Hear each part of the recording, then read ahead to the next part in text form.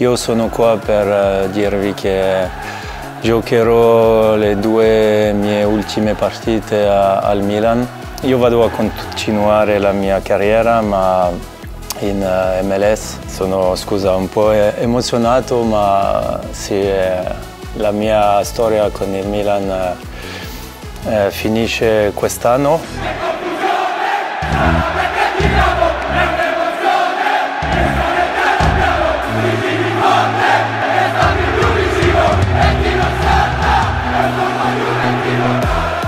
Hello à tous, ravi de vous retrouver dans la quotidienne. 3 ans plus tard, c'est le clap de fin entre Olivier Giroud et l'AC Milan. Notre international français a officialisé hier soir son départ du club rossonero. Non sans émotion, il va rejoindre son copain Hugo Lloris dans le championnat américain, plus précisément au Los Angeles FC, comme en témoigne la photo de sa signature avec les Californiens. Il repart avec un petit trophée dans sa besace, un Scudetto en 2022. Mais pas de trophée ENFP du meilleur français à l'étranger. Ben oui, parce qu'hier il y avait la cérémonie. Et c'est Antoine Griezmann qui a raflé le prix, il succède à Karim Benzema. Faut dire qu'il l'a pas volé son trophée, lui qui est devenu le meilleur buteur de l'histoire de l'Atlético de Madrid. Dans l'Hexagone, il y avait du beau monde présent, à commencer par Ryan Cherki avec sa moment. On a aussi vu Gauthier Hein, sacré meilleur joueur de Ligue 2 qui est venu avec une Coupe du Monde, disons, tout bleu, comme la JOCR. Chez les lauréats, Éric Roy a reçu le titre de meilleur entraîneur de Ligue 1 pour son travail à Brest. Pas de distinction pour Luis Enrique, et c'est plutôt normal quand on regarde chez les coachs parisiens depuis 2018. Aucun n'a remporté le trophée du meilleur entraîneur, le dernier en date restant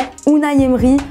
Heureusement, le PSG a pu se consoler avec le titre de meilleur gardien qui revient à Gigio Donnarumma. Et ça a scandalisé Rémi Cabella puisque ce sont les joueurs qui votent. On n'a pas vu le même championnat, dit-il. Son portier du LOSC, Lucas Chevalier, mérite 100 fois de gagner. Même Bizot a fait une meilleure saison. Ça, c'est du coup de gueule. Alors je vous pose la question du jour. Quel gardien de Ligue 1 méritait le plus de remporter ce trophée? Vous nous dites tout si vous êtes d'accord ou non avec Rémi Cabella. Et demain, on sélectionnera 2 commentaires. Au passage, on souhaite bon courage à Lucas Chevalier, justement victime d'une lésion au ménisque, qui va subir une intervention ce mardi pour soigner son genou, blessé à Nantes dimanche soir. L'équipe évoque une absence de 6 à 8 mois qui remettrait en cause sa participation pour les Jeux Olympiques. On pense très fort à lui. Retour à notre trophée ENFP où 2 autres franciliens ont été mis à l'honneur. D'abord Warren Zaïre-Emery, meilleur espoir, et le meilleur joueur c'est bien sûr Kylian Mbappé. La boucle est bouclée et hier on vous demandait quel souvenir vous gardiez des 7 ans passés au PSG de Mbappé. Bob, toi tu le remercies pour tous les records dans notre championnat, mais tu regrettes notamment certaines de ses déclarations, mais aussi des matchs charnières lors desquels il est resté muet. Eloane, de ton côté, tu retiens entre autres son triplé contre le Barça, mais aussi la déception de ne pas avoir remporté de Ligue des Champions. Oui, ça c'est trop triste. Bon, on attend désormais de savoir où jouera la saison prochaine le Kicks. Alors sur place, ils ont profité de la présence des joueurs de l'équipe type pour demander à Ousmane Dembélé s'il avait une info. L'ailier a ironisé en reprenant les propos de Marcel Desailly qui voit Kylian aller en Arabie Saoudite. En Espagne, eux, ils en sont tous persuadés, le Français va débarquer au Real Madrid. C'est carrément Javier Tebas, le président de la Liga, qui le confirme, et il donne même la durée du contrat, il est en freestyle.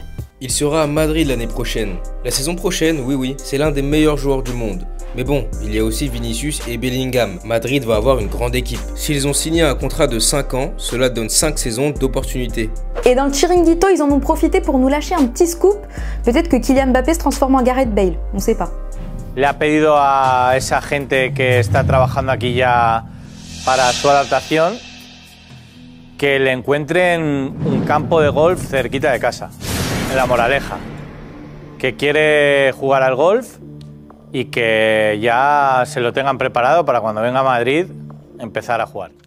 Allez, c'est l'heure du football vrai en Argentine. L'Independiente Rivadavia se déplaçait chez Lanús et grâce à une jolie passe, Mathias Reali s'est frayé un chemin tout seul pour nous régaler, excentré sur le côté d'un bonbon du gauche.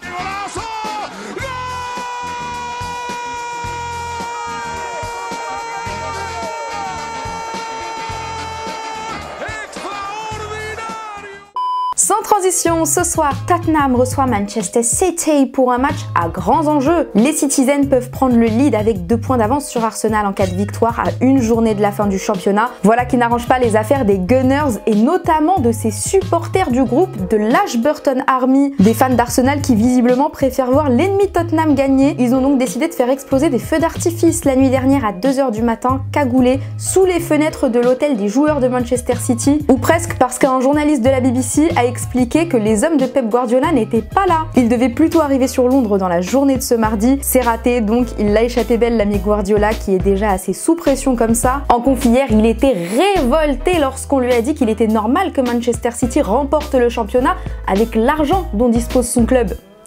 Pas content. If what is the reason why Man United should have won all the titles, all of them. And the second, Chelsea, all the titles. And third, Arsenal, all the titles. We had spent much money in the last 5-6 years than us spent net. They should be there. They are not there. Now it's boring. It's not boring. So difficult to be here again and again.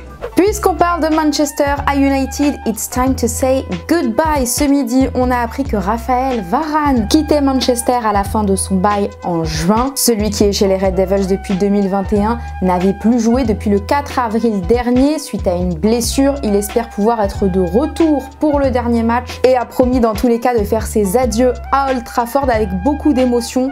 Nous aussi, on en aura. On l'aime bien, Raphaël Varane. Avant de se quitter, comment va CR7? Bah ça va, il fait la pub pour une start-up dans laquelle il a investi et qui commercialise un bracelet qui enregistre toutes les datas des athlètes. Et il s'avère que ce bracelet est waterproof. Alors pour nous le prouver, en live Instagram, il s'est mouillé le cri-cri. Et on sent que l'eau, elle est pas à 28 degrés.